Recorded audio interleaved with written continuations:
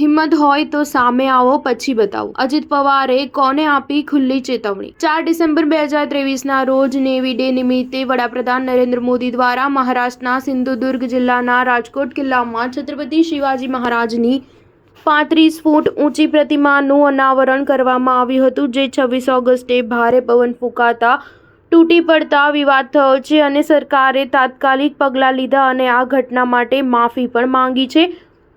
છત્રપતિ શિવાજી મહારાજની પ્રતિમા તૂટી પડતા રવિવારે મહાવિકાસ આઘાડીના નેતાઓ રસ્તા પર ઉતરી આવ્યા હતા અને મહાયુતિ સરકાર સામે જૂતામારો આંદોલન કર્યું હતું. હવે આ આંદોલન પર રાજ્યના નાયબ મુખ્યમંત્રી અને એનસીપી નેતા અજીત પવારે પ્રતિક્રિયા આપી છે. તેમણે કહ્યું કે વિપક્ષે શિવાજી મહારાજની પ્રતિમા પર રાજનીતિ ન કરવી જોઈએ. આ બાબતે અજીત પવારે એક કાર્યક્રમમાં વધુમાં કહ્યું હતું કે કેટલાક લોકોએ અમારી વિરુદ્ધ જૂતામારો આંદોલન કર્યું છે. તેઓએ એકનાથ શિંદે, દેવેન્દ્ર ફડણવીસ અને મારા ફોટાને ચપ્પલ વડે માર્યા હતા. આ રીતે જૂતા મારવાનો શું અર્થ?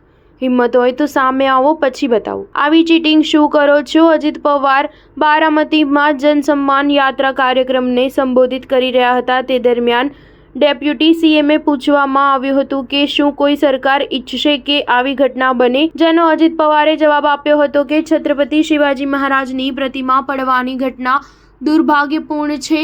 કોઈ ઈચ્છશે નહીં કે કોઈ મહાપુરુષની પ્રતિમા પડી જાય. છત્રપતિ શિવાજી મહારાજ બધાના ભગવાન છે. અમે રાજ્યની જનતાની માફી પણ માંગી છે. આ ઘટના પર રાજકારણ કરવાની જરૂર નથી.